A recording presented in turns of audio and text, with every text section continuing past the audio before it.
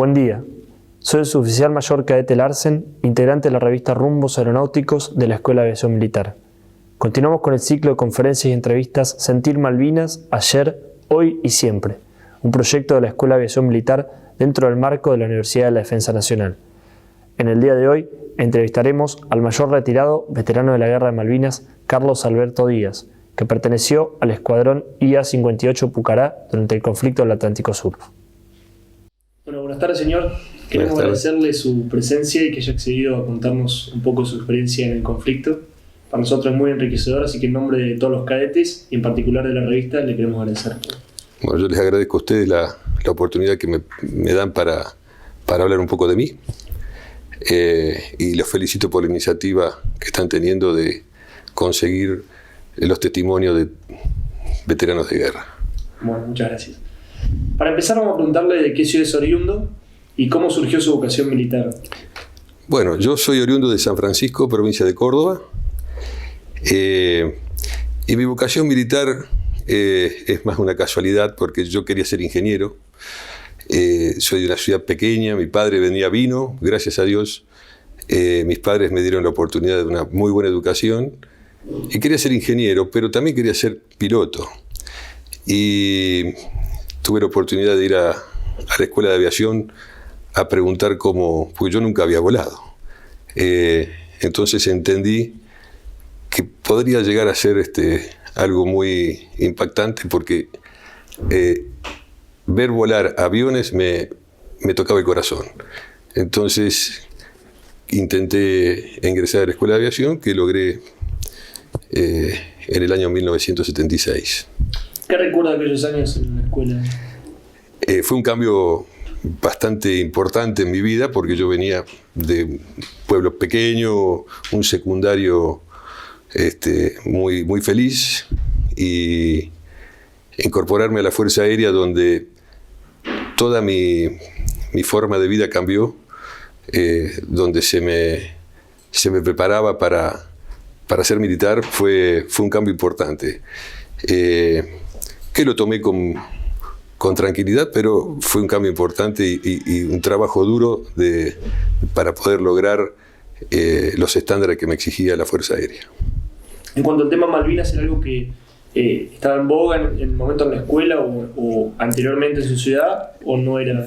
Malvinas era territorio argentino, pero no tenía una preponderancia como la que tomó en la década del 80, ¿no?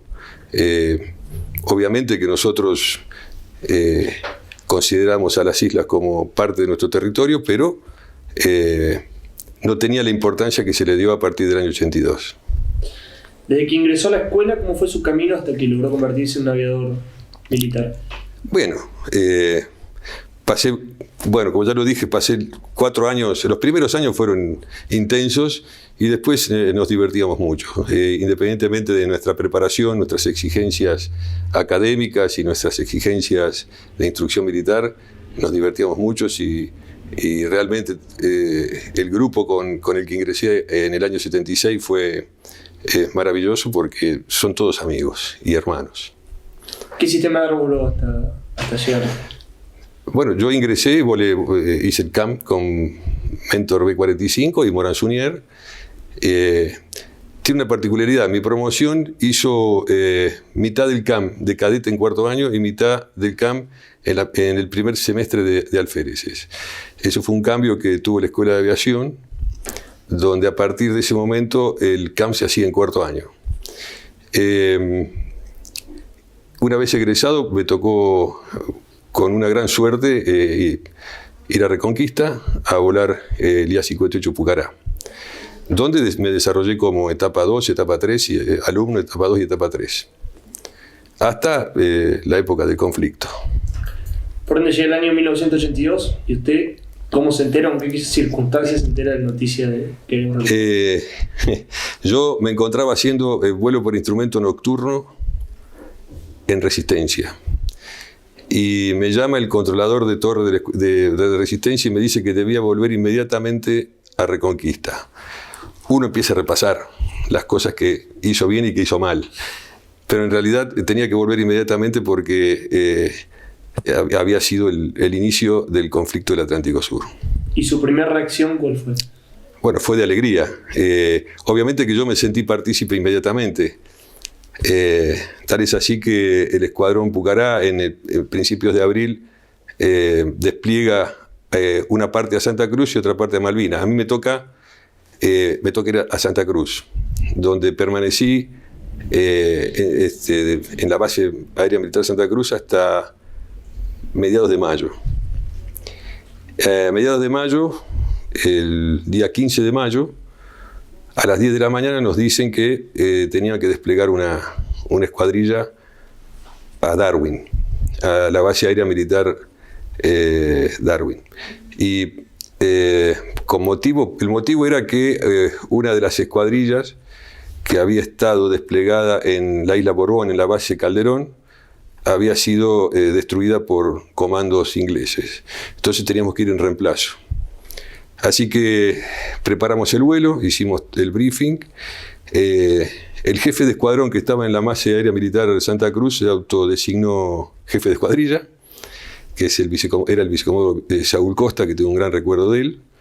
Estaba el primer teniente Michelut y bueno, en ese momento era el alférez Lema, como yo era alférez también. Y 20 minutos antes de las 3 de la tarde despegamos con destino a Malvinas. Primero volamos en altura y el primer tercio del vuelo nos fuimos acercando hasta los 20 metros sobre el mar, con el guiado de un Mitsubishi que en esa época poseía un equipamiento autónomo para poder navegar sobre el mar, ya que nosotros teníamos todas nuestras radioayudas apagadas, y lo seguimos a él, a pesar de que el clima era bastante problemático, porque era un día muy nublado con muy baja visibilidad, pero en formación cerrada nos dirigimos hacia las islas. Aproximadamente unos 10 minutos antes de llegar a las islas, el Mitsubishi rompe el silencio de radio y nos dice: las islas están al frente. Inmediatamente hace un viraje por izquierda y se dirige al continente. Nosotros seguimos en vuelo rasante sobre el mar hasta visualizar bien, porque era un atardecer con bastante llovizna y niebla, y el jefe de escuadrilla nos ordena dividir en dos secciones, una escuadrilla que iba a ir por el norte de la isla Soledad y la otra por el sur hasta llegar a Darwin. Entonces el primer teniente Michelut, que era mi jefe de sección, yo le formo en ciega porque la visibilidad realmente era mala, hasta llegar a Darwin. En Darwin, bueno, aterrizamos con mucha tranquilidad. Ahí nos estaba esperando en ese momento el mayor Navarro, que era el jefe de escuadrón, y el vicecomodoro Cardoso, que era el jefe de la base, donde nos agradecieron, etcétera, etcétera. Y ahí sucede una anécdota donde la otra escuadrilla que venía con Costa y Lema ingresaron, pero sobre una pista auxiliar que estaba cruzada a 90 grados de la pista de Darwin, a lo cual el que estaba a cargo del VHF, que era el capitán Benítez en ese momento, y el vicecomodoro Pedroso le ordenan dar inmediatamente motor porque no iban a poder aterrizar, porque esa pista estaba totalmente deshabilitada. Bueno, finalmente aparecen los dos aviones sobre las lomadas y logran aterrizar correctamente. Con respecto al momento en el que usted despliega, ¿tuvo posibilidad de avisar a su familia cuál fue su reacción o directamente desplegó? Yo llamé a mi madre desde las Islas Malvinas. Obviamente que fue una sorpresa para ella, con mucho sentimiento, pero bueno, estaban tranquilos porque yo estaba haciendo lo que realmente amaba, ¿no? En relación a sus acciones en el conflicto, ¿qué nos podría relatar? O sea, alguna misión en particular que usted quisiera. Yo personalmente no tuve oportunidad de salir en misiones desde Darwin, pero sí tuve misiones en tierra. Por ejemplo, hacer reparaciones de pista, hacer guardia nocturna cuidando la pista de aviación, en lo cual tuve una anécdota también muy interesante, porque la primera vez que yo entro de turno, me encuentro con un visor nocturno. Entonces para mí fue una sorpresa porque nunca había utilizado uno, y me puse un visor nocturno donde yo podía ver absolutamente todo, y salí a caminar con el visor nocturno, hasta que se me ocurrió sacarlo porque se le había acabado la batería. Cuando me saqué el visor nocturno no sabía dónde estaba porque era muy difícil identificar la oscuridad que existía, hasta que por suerte encontré un alambrado que me volvió a llevar al puesto de guardia que teníamos en ese momento, ¿no? La vida dentro de la base, digamos, el día a día, el hecho de la alerta constante o los ataques, ¿cómo se...? Sí, teníamos permanentemente alertas donde cada uno se dirigía a un lugar. Nosotros teníamos un lugar en el subsuelo del edificio donde estábamos alojados. Otros, hasta que logramos armar algunos puestos de artillería con las ametralladoras de los aviones que estaban fuera de servicio. Algunos íbamos a los puestos de artillería a ser de artillero, porque nosotros no estábamos preparados para eso, pero bueno, de alguna forma teníamos que defendernos. Pero era bastante interesante la experiencia que nos tocó vivir, ¿no? Sí, diariamente, además, había equipos de cocinero, ayudantes de cocinero que tenían que cocinar. Y se comía lo que había, con los conocimientos del grupo que le tocaba cocinar ese día, ¿no? Pero bueno, era la manera de sobrevivir. Me imagino que la camaradería y el espíritu del cuerpo en ese momento... Era muy buena, tratábamos de mantenernos alertas, preparados profesionalmente, y en los momentos de diversión nos divertíamos como cualquier amigo, ¿no? Como un equipo muy, muy unido. El Escuadrón Pucará especialmente es un grupo muy unido. Actualmente se sigue juntando el Escuadrón Pucará. Cada 2, 3, 4 meses nos juntamos y recordamos siempre las mismas anécdotas con nuestro jefe de escuadrón, nuestro jefe de escuadrilla, nuestro jefe de sección, los numerales que éramos. Nosotros éramos 4 alféreces de la misma promoción, que llegó un punto del conflicto que había más pilotos que aviones y teníamos que regresar. Y nosotros éramos 4 y teníamos que regresar la mitad. Y terminamos haciendo un sorteo en un birrete para ver quién se quedaba y quién no se quedaba. En ese se quedó Gustavo Lema y se quedó Rubén Sassone. Ellos son los que se quedaron, y Pontecorvo y yo nos volvimos. Fuimos a Puerto Argentino y el 25 de mayo regresamos al continente en un Hércules. ¿Cuán importante considera que fue su formación en la Escuela de Aviación, tanto profesional como espiritual, para afrontar las exigencias del conflicto? Cuando yo, te lo dije en un momento, cuando yo llegué a la Escuela de Aviación sentí un sentimiento. Ese sentimiento se siente en el corazón. Independientemente del amor a la aviación, nosotros nos preparamos espiritualmente y mentalmente para defender a los argentinos. Ese fue el objetivo por el cual estuve en la Escuela de Aviación. Y así lo hice mientras estuve en la Fuerza Aérea. ¿Hay alguna persona o algún oficial, un jefe, compañero, que durante el conflicto usted lo quisiera remarcar como un líder por sus capacidades excepcionales? Que usted lo haya motivado o lo haya llevado a... Es muy difícil tener varios líderes, pero mis 3 líderes fueron el jefe de escuadrón, que era en ese momento el mayor Navarro, el capitán Gruner y el capitán Vila. Esos fueron, digamos, las personas que realmente me formaron profesionalmente y me hicieron sentir seguro, porque con ellos yo volaba muy tranquilo. Dentro del transcurso de la guerra, ¿cuál fue el momento más duro que le tocó afrontar? El más duro fue volver. Perder el sorteo ese que hicimos fue volver. Digamos, nos queríamos quedar porque éramos parte de ese conflicto, éramos parte de defender los derechos soberanos sobre las Islas Malvinas, y queríamos quedarnos, pero me tuve que volver. ¿Qué experiencias o enseñanzas considera que le dejó haber vivido o participado del conflicto? Tranquilidad, tomar decisiones con mucha tranquilidad. Actualmente yo aplico, digamos, me sirve para tomar decisiones pensando una cantidad de variables que me permiten poder tomar una decisión la más acertada posible. Al momento en que se entera que el conflicto había terminado, ¿cuáles fueron sus primeros sentimientos? Fue una gran decepción. Perder el conflicto era una ilusión de tener las Islas Malvinas para nuestro país. Pero bueno, es una guerra y hay ganadores y vencidos. Luego del conflicto, ¿cómo continúa su vida dentro de la fuerza? Bueno, desde Reconquista en el año 83 yo vine a la Escuela de Aviación, fui instructor de vuelo durante 4 años. Luego fui a Villa Mercedes, estuve volando Skyhawk el A4 durante el año 87, 88.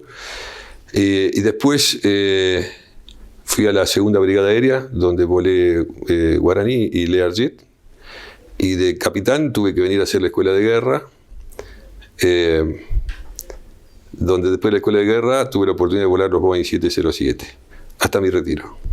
Realmente he disfrutado mucho y he volado casi todos los sistemas de arma que existían en ese momento, salvo Mirage, que no tuve la oportunidad, pero fue una gran experiencia y me siento muy orgulloso de lo que hice.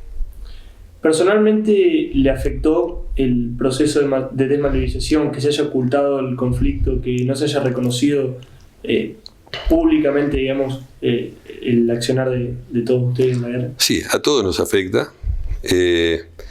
Esconder a los perdedores no es bueno. Nosotros participamos en un conflicto donde nos jugábamos la vida, y no deberían habernos ocultado, sino que nos deberían haber reconocido mucho antes. Hoy, por suerte, está más o menos reconocido a los veteranos de guerra. ¿Tuvo la oportunidad de volver a las islas o de tener contacto con combatientes del otro bando? No tuve contacto con combatientes ingleses, pero sí tuve la oportunidad de regresar a las islas el principio de este año, en un vuelo que se hicieron con familiares para visitar el cenotafio que se encuentra allá, y fue una experiencia inolvidable. No pude llegar a Darwin, estaba muy cerca, pero estaba en el cementerio. La experiencia de volver a ver todo lo que yo había vivido, un poco más modernizado, más cambiado, pero en definitiva ese era el lugar donde yo había estado hacía 37 años.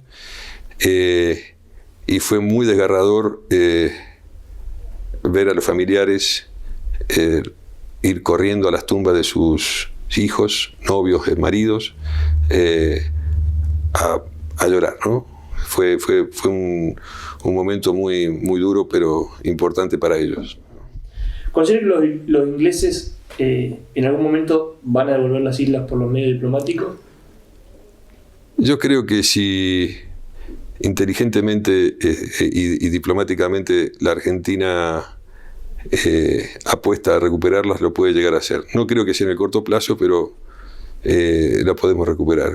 Realmente es un territorio que pertenece a la Argentina, no solamente por derecho, sino físicamente. Entonces, tiene que ser nuestras. Bueno, y para finalizar, ¿hay algún consejo, alguna enseñanza o algo que quisiera compartir con nosotros los cadetes y con los futuros oficiales de la fuerza? Para los aviadores, volar es un sentimiento, pero se vuela con la cabeza y con las manos. Entonces, uno puede amar la aviación, pero tiene que prepararse profesionalmente, estudiar muchísimo, y avión que se vuele, cualquiera sea, se tiene que conocer en toda su inmensidad. Entonces, un sentimiento, es cerebro, son manos, pero lo más importante es estar preparados para defender a los argentinos. Eso es lo más importante que les tiene que dar la Escuela de Aviación. Bueno, nuevamente le agradecemos por habernos prestado su tiempo, contarnos sus experiencias. Para nosotros, como le dije anteriormente, es muy enriquecedor que haya venido acá, y además le agradecemos por su participación en el conflicto en el 82. Muchas gracias a ustedes. Gracias. Y bueno, sabiendo que son compañeros de promoción, queríamos que nos comenten algunas experiencias que hayan compartido juntos, empezando por la Escuela de Aviación Militar, si tienen alguna en particular para recordar. Bueno, en la Escuela de Aviación, independientemente de que hemos corrido juntos, nos hemos arrastrado, hemos tenido muchas satisfacciones como cadetes, ¿no? Diversiones dentro de los pabellones de estudio, dentro del cuerpo de cadetes, ¿no? Pero bueno. Son 4 años conviviendo juntos que te marcan para toda la vida. La amistad que tenemos con él, particularmente en general con todos los compañeros de promoción, es única, ¿no? Y es típico de la vida del internado, de la vida. Se hace una vida muy, muy particular y constantemente nos reunimos. Y lo que me he dado cuenta es que hoy hace 40 años de nuestro egreso y seguimos contando las mismas anécdotas y nos seguimos riendo de las mismas historias. Pero es un... Además, convivir 4 años en una situación de cambio de vida forma indiscutiblemente el espíritu del cuerpo, donde uno es el apoyo incondicional de su compañero. Entonces es muy importante esos 4 años donde uno aprende a ser un profesional, ¿no? Y además encima nos tocó la dicha de ser destinados juntos a la misma unidad, a Reconquista, a volar el Pucará. Entonces ya con él ya arrancamos una vida de mucho más que de compañerismo, de promoción, sino de amistad, ¿no? Y encima con la particularidad... Él se casó mucho antes que yo. Sí, yo me casé muy jovencito y lo gracioso era que mi señora también quedó embarazada al año de estar casados, la mayoría solteros de los que estábamos ahí en Reconquista, que ya era una banda, ya éramos una band of brothers terrible, y a la noche, en lugar de ir a comer todos los solteros, compañeros de promoción en el casino de oficiales, se iban a mi casa. Yo recién casado, alférez, no tenía un peso, y caían todos a comer. Te manteníamos un poco, sí. Sí, la heladera vacía me mantenía. Fueron lindos años. Respecto al conflicto, ¿alguna experiencia, anécdota que recuerden? Yo lo que más recuerdo, y particularmente con él, es que fui uno de los 2 primeros alféreces que llegamos a la escuela a Malvinas, que llegamos antes de que empezara el conflicto. Fue en ese momento el alférez Pontecorvo y yo, que fuimos un poco los que más molestamos para que pudiéramos ir y tuvimos la oportunidad de que nos mandaran. Y yo sabía perfectamente que en el medio del conflicto, en el mes de mayo, Carlos se casaba. Ya tenía fecha, ya estaba todo. Y recuerdo el 15 de mayo, que la sucesión de los bombardeos de los Harrier y demás era habitual, y en eso escuchamos 4 Pucará sobrevolando, porque estaba bastante nublado, y que de golpe aparecen, que no los esperábamos, que no sabían que venían, yo no sabía que venían más Pucará. Aparecen 4 Pucará, aterrizan en Darwin. Entonces salimos corriendo a la pista a ayudarlos a bajar, porque el peligro de estar en la pista era muy grande, porque era el objetivo de los bombardeos, ¿no? Y cuando, de casualidad, voy a uno de los Pucará a ayudar a bajar, se saca el casco y era el conejo. Y yo decía, y le grito, pero si vos te tenías que casar. Sí, pude escapar y me vine. Y quedó muy graciosa la anécdota, que siempre se lo digo a la mujer, de que él no fue a la guerra porque lo mandaron, además fue para escaparse. Para escapar, sí, exactamente, gracias.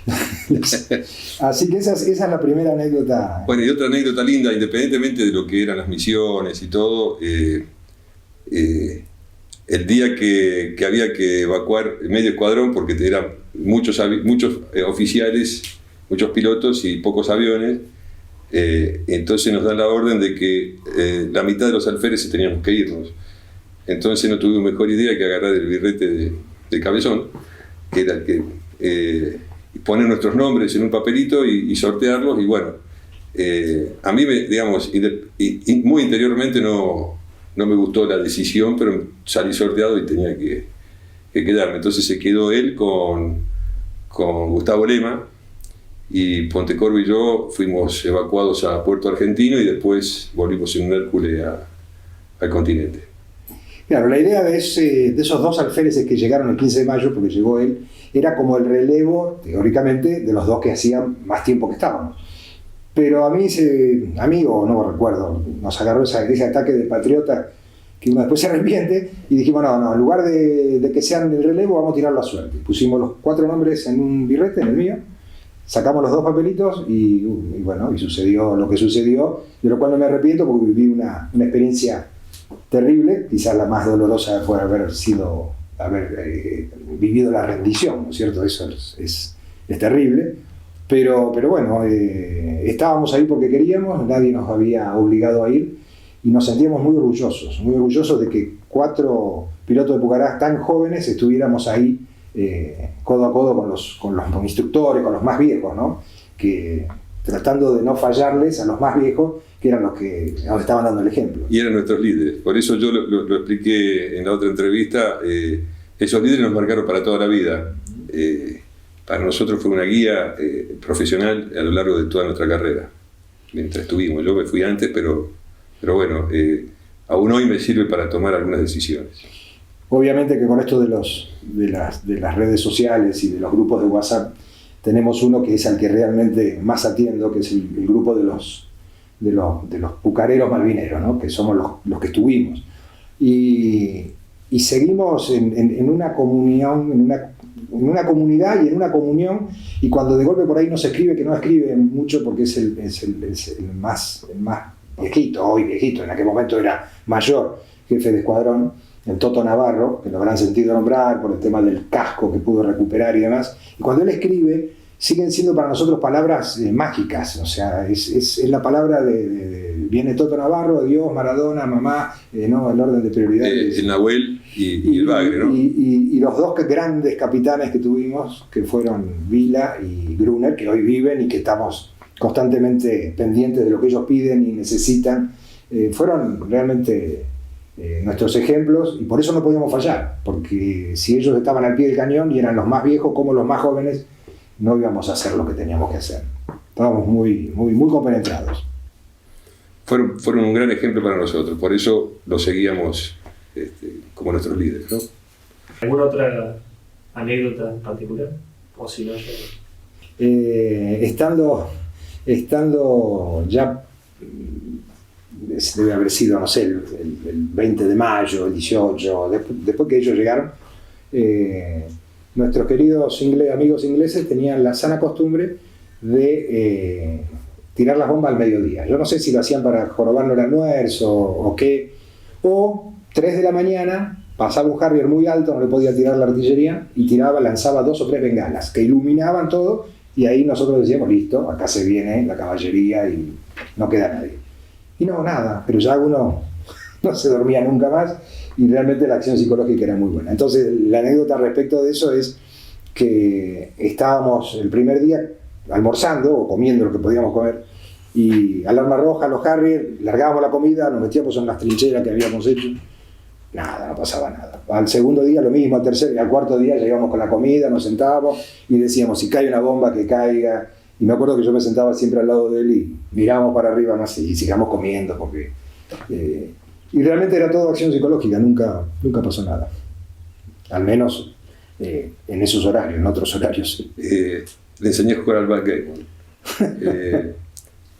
Como la diversión no era mucha, agarré con una virome, dibujé un tablero de backgammon y bueno, jugábamos inclusive durante los ataques, sí, para no abandonar el juego. El que abandonaba el juego perdía. Así que se escuchaban los bombazos a lo lejos y seguíamos tirando los dados a ver quién.